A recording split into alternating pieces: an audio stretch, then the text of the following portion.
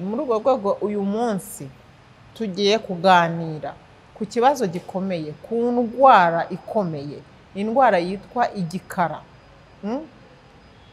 Indwara yitwa igikara ni indwara mbi. Ugasanga umuntu disi ni umusirimu, ni mwiza, arasa neza, aranakaraba, ariko icyuka yakunyuraho kabisa, Allah akbar, ugafunga amazuru. Ari amazi akiza bino bintu bikagenda pe, bino bintu byo kunuka igikara. Urayafata rero ukayoga nyine. Ahubwo wenda bibaye byiza wazajya uyakoresha nka nijoro cyangwa uri mu rugo iwawe, kugira ngo nyine uhumurire umukunzi wawe, kuko niwe muntu ugomba no kumva n'ibyiza byose bikuriho mbere yuko abandi bantu rubanda rwo hanze bijya kubyumva. Iyo ndwara nukurikiza aya mabwiriza, murabona yuko mbona bakoreye ibintu bihendutse biciye makeya buri wese yakwisangamo, waba ukomeye waba woroheje. Tubahaye ikaze bakunzi ba Umurimbo TV, turabasuje cyane aho muri mu bice bigiye bitandukanye by'isi. Tubifurije kugubwa neza. Assalamu alaikum wa rahmatullahi wa barakatuh ku bayisilamu aho muri mu bice bigiye bitandukanye by'isi. Hanyuma namwe mutari abayisilamu tubifurije amahoro ya Nyagasani kandi mugubwe neza imbere ya kamera z'Umurimbo TV. Imbere yanyu ndi Sauda. Hanyuma rero tugiye kuganira ku kiganiro. Murabizi yuko Umurimbo TV dukora ibintu byinshi bitandukanye, byose byitwa gufasha umuryango. Ari mpamvu tubasaba gukora subscribe, like, share kugira ngo ibiganiro byacu, mana we, ndashimira abantu bose mukora subscribe umunsi ku wundi ku Umurimbo TV, tubareba no kuri Nyagasani akomeze abishimire rwose kandi abahe ibyiza ya Rabbi. Amin. Hanyuma rero bakunzi ba Umurimbo TV, nkuko akenshi insanganyamatsiko hafi ya zose ziba ari ubufasha kugira ngo tumenye uko twafasha kubaho neza muri miryango yacu. Hari igihe tuvuga inama zitandukanye, imiti itandukanye, kwigisha guteka, ibiganiro byinshi murabizi ko biba ari ibyo gufasha kugira ngo tugire aho duvana umuryango naho tuwugeze. Muri urwo rwego uyu munsi tugiye kuganira ku kibazo gikomeye, ku ndwara ikomeye, indwara yitwa igikara. Indwara yitwa igikara ni indwara mbi.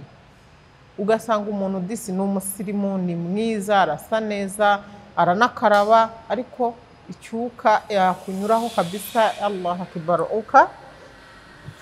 ugafunga amazuru.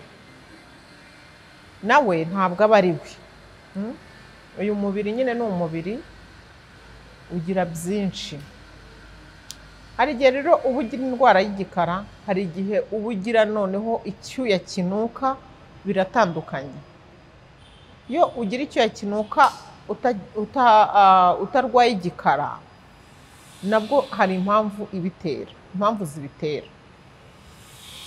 Reka rero uyu munsi tubabwire ibintu bitatu by'ingenzi bigufasha kugira ngo icyo kibazo cy'umwuka mubi ufite mu mubiri wawe, uturuka ku mubiri wawe nawe ahantu utazi, ariko cyane cyane bikunda kwibanda ahantu haba hafunganye, mu kwaha cyangwa se hasi aho ngaho mu myanya y'ibanga, niho uriya mwuka ukunda guturuka ari mwinshi cyane. Ariko mu busanzwe hari igihe rero nanone mbere yuko mvuga umuti, hari igihe uba utazi yuko icyo kintu kirwara, ariko mu bimenyetso bizakikubwira neza yuko ushobora kuba urwaye igikara. Wenda abantu batinye kubikubwira, wowe ubwawe uzabyibwira igihe uzambura umwenda wari wambaye.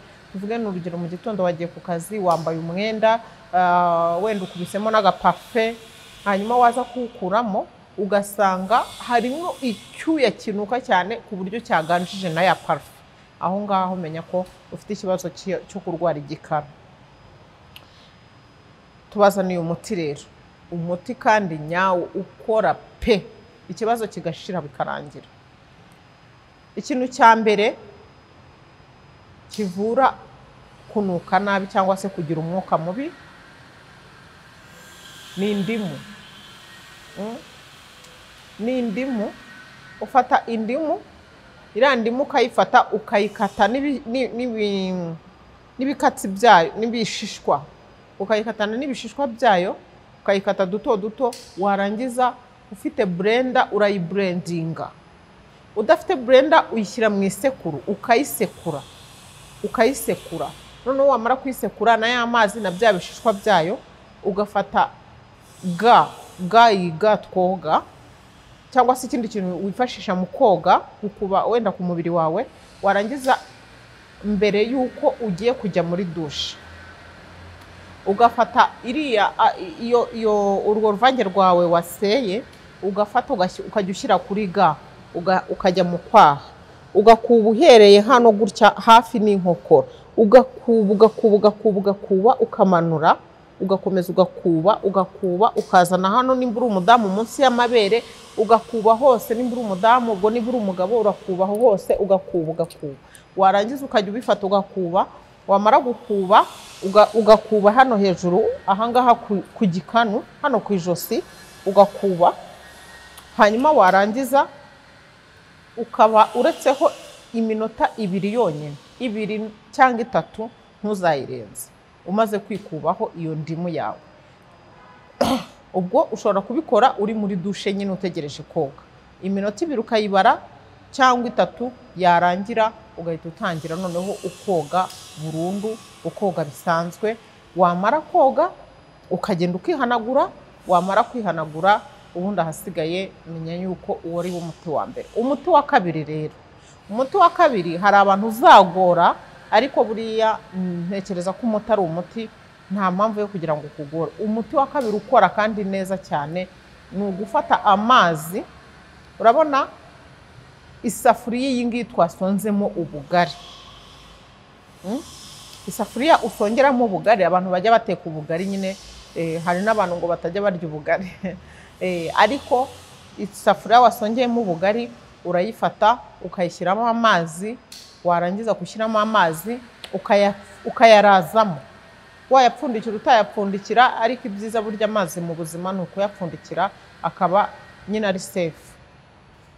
Kubw'impamvu nyinshi zitandukanye tuzagenda wenda nabwo tuzibabwira, kubera ko burya kuraza amazi arangaje ni bibi, nta nubwo twebwe muri Islamu ni kirazira, ni bibi cyane. Nuko rero ya mazi waraje mu isafuriya y'ubugari ari amazi akiza bino bintu bikagenda pe, bino bintu byo kunuka igikara. Urayafata rero ukayoga nyine, wamara kuyoga ukikoga bisanzwe, ukinyuguza bisanzwe, ariko ari amazi ni umuti ukomeye cyane. Hanyuma ikintu cya gatatu rero, ikintu cya gatatu kirenda gufatana n'icya mbere ariko biratandukanye. Ikintu cya gatatu ufata ari amazi yawe ukayoga n'iriya ndimu nk'uko twabivuze ku bintu bya mbere. Wamara kuyoga ukihanagura, muribuka ko nagejeje mu kwihanagura, ukihanagura neza neza. Wamara kwihanagura ugafata amavuta yawe ukisiga neza, wumutse umeze neza. Warangiza ugahita ufata kano kantu, cyangwa se ugafata kangaka. Utungutu ni tumwe, hari utundi nari kubazanira, ariko mwebwe nyine muzagenda mu mashopu tuba turimo, ariko akangaka kubera ko karanahendutse, wenda ni nayo mpamvu ahanini ariko nazanye, karahendutse aho gahenda kabisa, ntabwo gashobora kurenza amafaranga 3,000. Warangiza rero ugafata kano kantu kawe wumutse wihanaguye neza, ku buryo mu kwaha nta kantu na kamwe tarangwamo, yaba ari incakwaha yaba ari amazi. Ukagafata ukagasigamo buhoro, apana gukuba, ugasigamo buhoro buhoro, ukasungurusha hano. Warangiza ukakarekana ko kakumuka, cyangwa se udafite umwanya wo kukareka kakumuka, ufata agapapiye koroshye cyangwa se akayisume, ukongera ugahita ugahanagura neza, ukumutsa mu kwaha. Warangiza ukambara imyenda yawe, ugahita ukora iki, ugahita wigendera. Kirazira rero kwitera pafe ku ruhu, kirazira kwitera amadeodora ku ruhu, kereka tuno tuntu nitwo twonyine ushobora gukoresha ku ruhu. hanyuma ahasigaye niba ari parufe ugomba kuyisiga ku mwenda, nimba ari iyo dodora ugomba kuyisiga ku mwenda. Ariko nabwo nimba uzi kugira ikibazo cyo kunuka igikara, ntukazajya ukoresha amadodora cyangwa se amaparufe, ahubwo wenda bibaye byiza wazajya uyakoresha nka nijoro cyangwa uri mu rugo iwawe, kugira ngo nyine uhumurire umukunzi wawe, kuko niwe muntu ugomba no kumva n'ibyiza byose bikuriho mbere y'uko abandi bantu rubanda rwo hanze rujya kubyumva. Murabizi ko tujya tubyigisha cyane.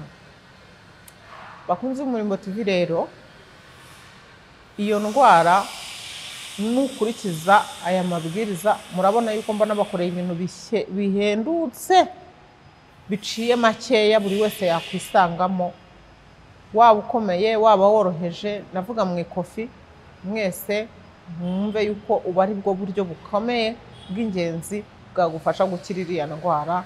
Reka mbareke rero, twari kumwe nyine na Sauda. Imana ibarinde, naho mu biganiro by'ubutaha.